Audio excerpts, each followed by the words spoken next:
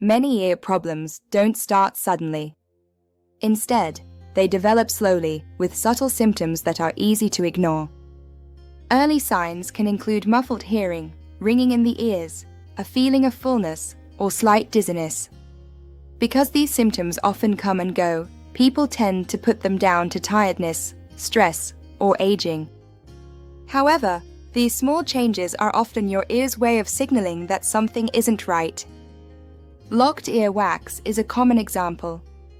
Over time, wax can build up gradually, reducing hearing clarity and affecting balance.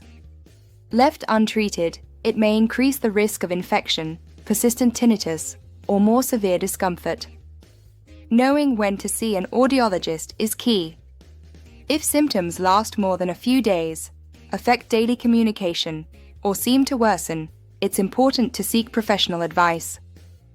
At Hearing First Hastings, early assessment allows problems to be identified and resolved quickly, often with simple microsuction ear wax removal. Early intervention not only restores hearing sooner, but also helps prevent avoidable complications later on. Listening to early warning signs protects your hearing for the long term and keeps you connected to everyday sounds that matter.